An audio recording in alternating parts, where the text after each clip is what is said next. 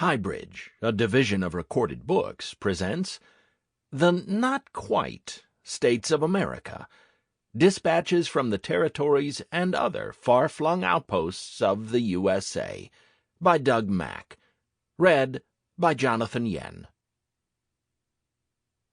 Introduction. I've always believed the disorienting sense of arrival in a new place to be one of the great joys of travel. This, however, was a whole new level of confusion. On a clear January evening, I had boarded an airplane in Miami and flown across the sea. As we descended from the clouds, well after dark, I gazed down at the capital city, a tight cluster of low buildings and palmy treetops surrounding a broad harbor full of sailboats, their mast lights a swaying constellation against the darkened waters. The urban grid, traced by streetlights, was compact and orderly at the waterfront before tangling into a jumble of narrow lanes marching up a steep wooded hillside. It was one part pastoral tropics, one part humming city. I was instantly smitten. We landed and taxied to the gate, and I turned on my cell phone to review my instructions from Verizon. All calls would incur international roaming charges, they said, but text messages, emails, and internet use were all considered domestic. If I was talking, I was abroad. If I was typing, I was still in the United States. A neat, physics-defying party trick. I texted my wife, Maren, to confirm my safe arrival, then read the headlines on the New York Times website, which automatically redirected me to the international edition. When I clicked over to a local news site, the top stories were about dengue fever fears, the results of a regatta, and an area skier who was making final preparations for the Winter Olympics, where she would represent her tiny but proud national team. I disembarked and instinctively looked for the sign to customs, but there was no customs. Not on the way in, though there would be on the way out. Paperwork, passport check, the whole gauntlet. The owner of the guest house where I was staying met me at baggage claim, a burly guy named Ronnie Lockhart. He was grizzled and outwardly gruff, but with a low-key kindness. Think of your stereotype of a retired cop. As we headed into town, I noted that traffic drove on the left, like the British, but the cars were American, with steering wheels on the left. This was a combination I didn't know existed anywhere in the world, and it was a perpetual struggle not to yell out to Ronnie that he was driving on the wrong side of the road. We wound past branches of Banco Popular and Scotia Bank, past a U.S. National Guard recruiting storefront. The buildings were low-slung, with red-tile hipped roofs and large louvered windows, and every surface fading and peeling in that inevitable tropical way. The streets were called Moravian Highway, and Kronprinzengal, and Espagnol, and Rue de Saint-Barthélemy, and Main Street.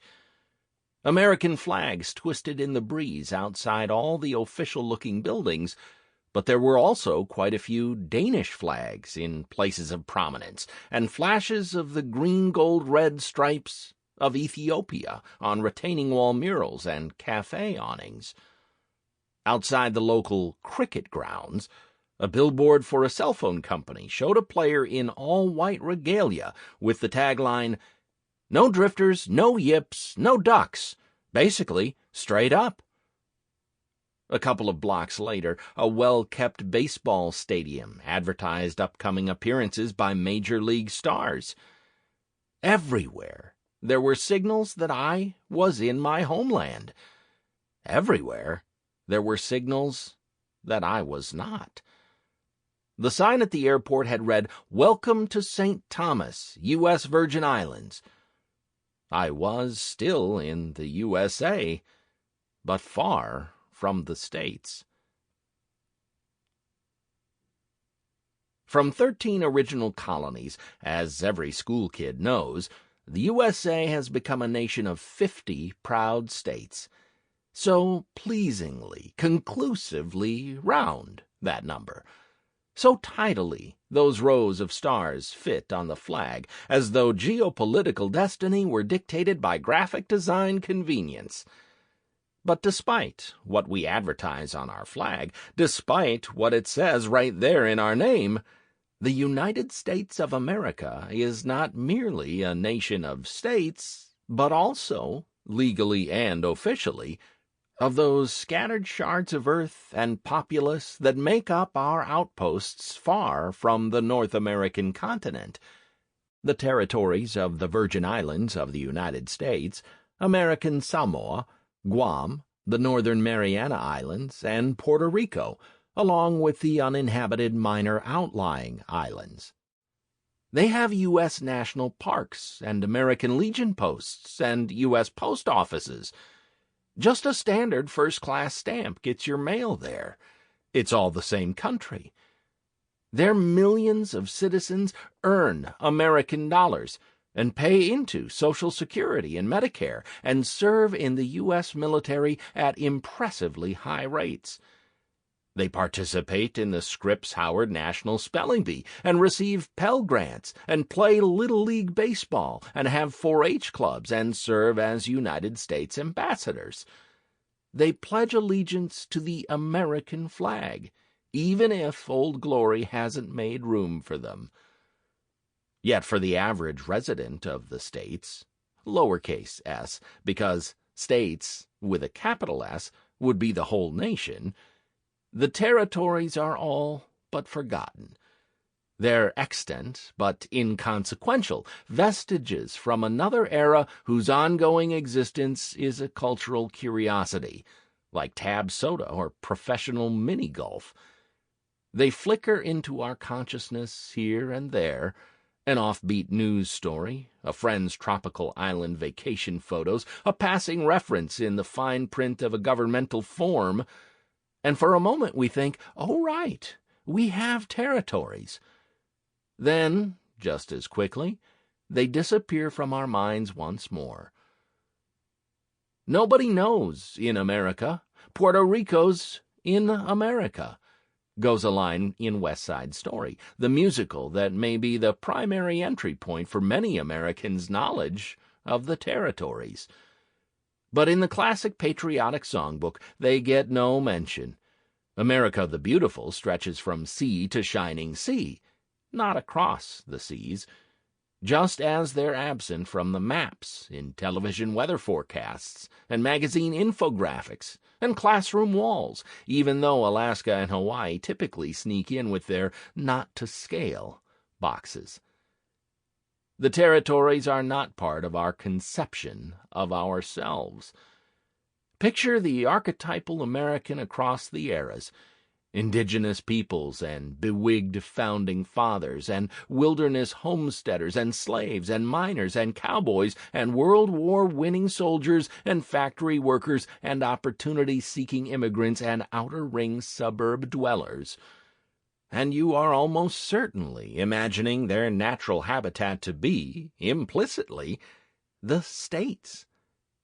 Search the classic tales of the American road trip, that keystone of the country's literary canon, and you'll find, among others, Alexis de Tocqueville on the trail of Democracy in America, from Boston to Green Bay, which was then part of the Northwest Territory, to the Gulf of Mexico. Mark Twain traipsing across the West and to the then Kingdom of Hawaii in Roughing It, and Sal Paradise and Dean Moriarty bopping from coast to coast and into Mexico in Jack Kerouac's On the Road.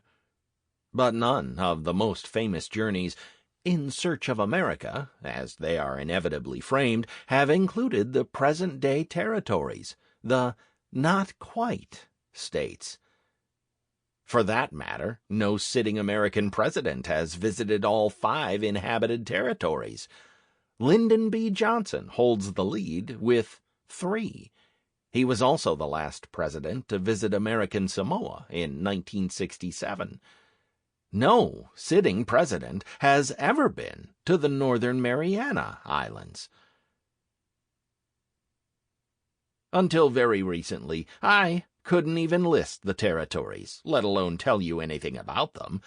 And if there's anyone with no excuse for this, it's me, a travel writer with a college degree in American Studies. My obsession with Americana runs deep, pulsing through my childhood in Minneapolis, when my parents read me Travels with Charlie and How Many Miles to Galena at bedtime, two more American road trip books with no love for the territories. For my 5th birthday, I asked Mom and Dad to take me to Mickey's Diner, a St. Paul institution of neon and chrome and short-order cooks. I'd never been before, but thought it looked like my kind of place. I ate French toast, and a crusty biker gave me $1. It's one of my earliest memories, and a scene I've long thought embodies the United States at its egalitarian finest. The wide-eyed preschooler and the burly Harley rider bonding over greasy food. Years later, at Carleton College, amid the prairies and cornfields of southern Minnesota, I channeled this fascination into actual academics. I could rattle off esoteric facts about the states and hold forth for hours on history and culture of the states and tell you the name of just about every capital of the states. I graduated with the self-satisfied confidence of the newly diplomaed. I am a credentialed expert on all things American. When I started out as a writer, my gaze turned overseas. I filed stories from Rome, from Ecuador, from a tiny Icelandic island. I was ever on the lookout for Americana and how it translated abroad. I can recommend the diner in Paris, but must warn you away from Tex-Mex in Berlin, but also prided myself as someone with a certain worldliness, a better-than-average understanding of how the European Union functioned, the politics of Costa Rica, the rising role of Chinese industry on the African continent. Yet in all this time, it never occurred to me, Mr. American Studies guy, Mr. globally aware travel writer, that there was more of my very own country to consider. Parts of the USA about which I was not just fairly ignorant, but almost wholly unaware. Places I could not reliably find on a map within 1,000 miles, or even, in some cases, within the correct hemisphere. And then one day I encountered what I now think of as the Quarters of Destiny. Zoom in on a 3-story, slightly shabby brick apartment building in South Minneapolis on a blustery Saturday morning in November. In a basement unit, Marin and I stand by our kitchen table with a glass jar full of pocket change. It's laundry day, and our attire shows it. She in yoga pants, I in tattered soccer shorts. Her shoulder-grazing chestnut hair is pulled back in a ponytail, and her blue-green eyes are alight as we prepare to crank through our to-do list, beginning with sorting out the quarters from the jar. Most were destined for the washers and dryers down the hall, but if we were lucky, we'd find 1 or 2 state quarters to add to Marin's collection, which by now filled most of a cardboard portfolio with a cover awash in a collage featuring George Washington and the Statue of Liberty. On this day, we found one, Montana, from the Philadelphia Mint, and after Marin placed it in the proper spot, we took a moment to admire the rest of the nearly complete lineup of silvery discs, arranged in chronological order of admission from Delaware, 1787, to Hawaii, 1959. Past Hawaii, I noticed, there were more quarters. I'm sure I'd seen them before, but they never registered. I pointed them out to Marin. "Yeah," she grinned, "the territories." "All right," I said. "We have territories. I plucked the coins from the portfolio. The designs bore mottos in wholly unfamiliar languages and objects that I couldn't identify. Briefly interesting, but we had laundry to do, so I put the quarters back and promptly forgot about them. A few days later, Marin saw a news article about a vast tropical paradise of a U.S. national park, all primeval jungles and comely beaches and sapphire waters. The photos conjured escapist daydreams as the winds of early-onset winter bent the trees outside our window. It was the second least visited of all national parks. Even fewer people visit a park in remote Alaska, which is much less appealing to a Minnesotan in November, and it was called the National Park of American Samoa. Oh yeah, I thought, American Samoa. That's one of those mysterious places on the quarters. I want to go there, Marin said, adding, "What's the deal with the territories anyway?" I laughed, but then realized I couldn't answer the question. I had no idea why or how the United States controlled them, why they weren't states, who lived there, what life was like there. I couldn't name the first thing about local cultural traditions, attire, public transportation, what the billboards advertised, what the air smelled like. None of that. And it suddenly bugged me that I didn't know. This was supposed to be my area of expertise. I looked at the quarters again and read the vital stats listed on a small flap in the portfolio.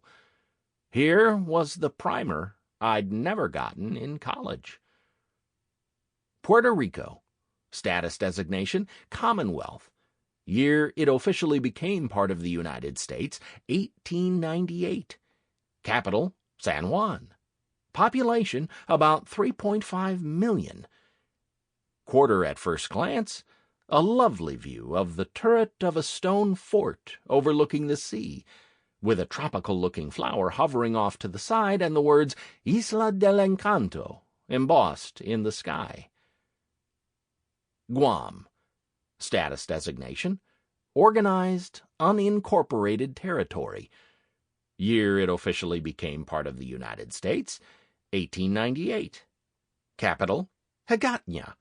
Population, about 165,000.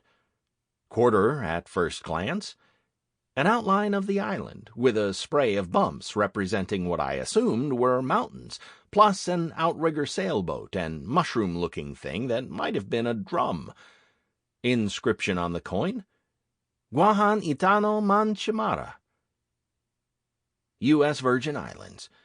Status designation, organized unincorporated territory. Year it officially became part of the United States, 1917. Capital, Charlotte Amalia. Population, about 105,000. Quarter, at first glance, 3 small islands, a cluster of shaggy-headed palm trees, and a smallish bird perched on a branch, blooming with largish flowers that are surely colorful and enchantingly tropical in real life. Motto, United in Pride and Hope. American Samoa. Status designation, unorganized, unincorporated territory. Year it officially became part of the United States, 1900. Capital, Pago Pago. Population, about 55,000. Quarter, at first glance, a beach with palm trees and, maybe an aerial view of the Roman Colosseum? Or a traditional bowl of some kind? Also, something that looked a bit like a broom and some kind of traditional staff type thing. Above the bowl there was text reading, Samoa mua mua leatua. Northern Mariana Islands. Status designation, Commonwealth. Year it officially became part of the United States, 1976. Capital, Saipan. Population, about 54,000. Quarter, at first glance, a seaside tableau featuring a beach, another of those mushroom drum things like on Guam's quarter, another outrigger sailboat, 3 small palm trees, 2 soaring birds, and a lei-like garland forming a half-wreath along the bottom. No words. I started to do a bit more research and learned that in addition to the quarter-worthy territories, there are 11 puny bits of earth, islands, atolls, banks, rocky outcroppings, that are part of the United States' insular areas, which is to say the places that aren't states or federal districts, like the District of Columbia, but still fall under American sovereignty, though some are also claimed by other nations. These far-flung specks of unpeopled land are grouped together as the minor outlying islands. There are 3 in the Caribbean: Navassa Island, Serranía Bank, and Bajo Nuevo Bank, and 8 in the Pacific: Baker Island, Howland Island, Jarvis Island, Johnston Atoll, Kingman Reef, Midway Atoll, Wake Island, and Palmyra Atoll. All have an official population of 0, although some have non-permanent populations at military installations or scientific research stations. If your head is already spinning a bit, well, so was mine. My mental picture of those quarter-enshrined places was a hybrid of my own broad-brush stereotypes of both American culture and tropical locales.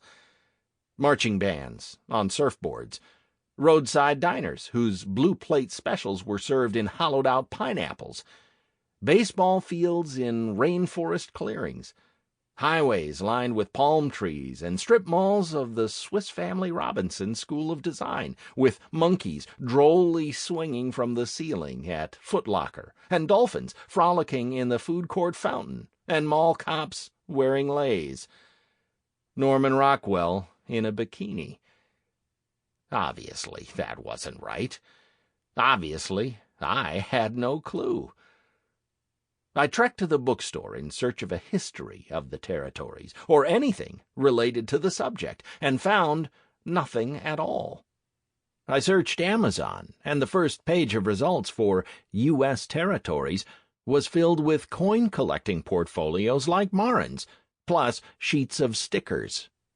I went to the Minneapolis Central Library, the main repository of information in a city routinely ranked among the nation's most well-read places, and found only obscure congressional bills. Nothing about the territories collectively, and the handful of books on the individual territories were difficult to track down because they were split up in different parts of the library, categorized not with United States history, but with their surrounding region of the world. The U.S. Virgin Islands, for example, were grouped with the rest of the Caribbean, though, aside from travel guides, there were only 2 books about the territory. On the same shelf, there were more volumes about the infamous Captain Morgan. But once I started finding information, the intrigue made it worth the wait. One day I typed Guam into Google. That's all, Guam. I had intended to get a quick overview of its history, but I got distracted by the present, in the form of the Google News headlines, of which there were 3. Guam, luring Russian tourist dollars thanks to visa waiver, from the Moscow Times. U.S. plans for Guam missile base seen as countering strength of China, from the South China Morning Post. Dead mice update. Tiny assassins dropped on Guam again, from National Public Radio. The dead mice had been stuffed full of acetaminophen, Tylenol, and dropped from helicopters into the jungle as poison to control the brown tree snake population. Again. Evidently it had worked previously. How many snakes were there? So here you had an island that was at once overflowing with tourists from around the world, infested with jungle snakes with a taste for over-the-counter painkillers, and also served as the front line for keeping the world's rising superpower in check. And that was just the news from a random Tuesday. Clearly, this was a place worth getting to know more. The history, along with that of the other territories, turned out to be even more fascinating, with mixed-up histories of conquest and corrupt governors who sounded like Victorian-era literature villains come to life, all pith helmets and extravagant mustaches and diabolical plots. In various territories there were pirates and bloody fights for independence and hippie dropouts and eccentric millionaires who lived in castles. It also seemed that, right around the turn of the 20th century, the territories were part of the national mythology and the everyday conversation. "I have recently been traveling over a large part of the United States," wrote Benjamin Kidd in The Atlantic in December 1898. "On this subject of overseas expansion, I talked with the people generally. It was impossible to avoid." It was one of the focal points of the 1900 presidential election between Republican William McKinley and Democrat William Jennings Bryan. A century or so ago, Americans didn't just know about the territories, but cared about them, argued about them. But what changed? How and why did they disappear from the national conversation? Was there a compelling reason why they mattered for the present-day USA, or were they just remnants of a long-past historical moment? As I kept reading, I became more baffled and obsessed.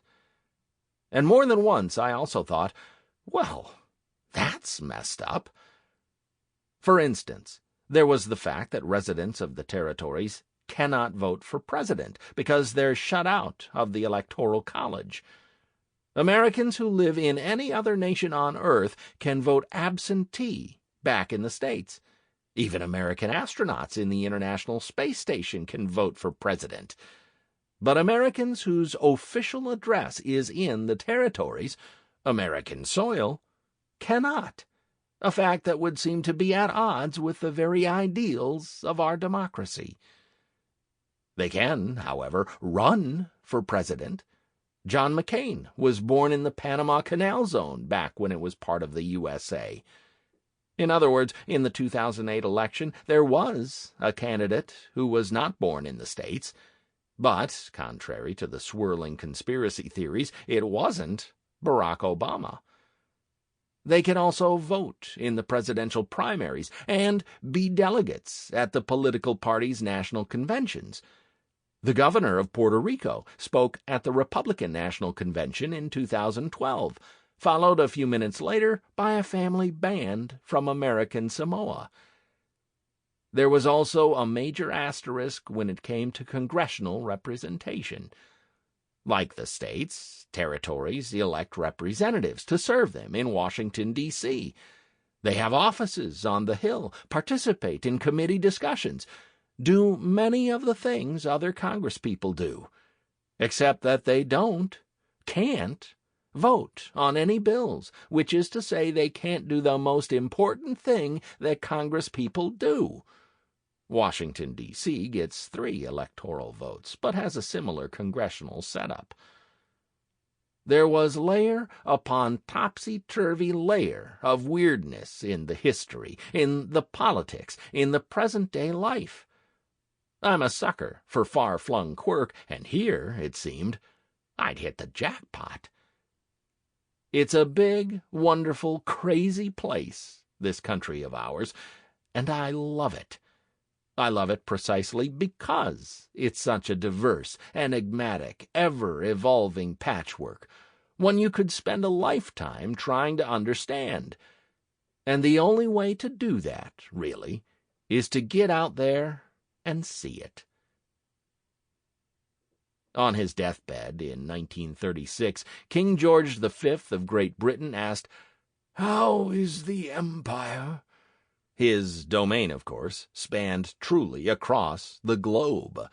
India, Hong Kong, Gibraltar, Bermuda, the list goes on. The sun never set. Sample complete. Ready to continue?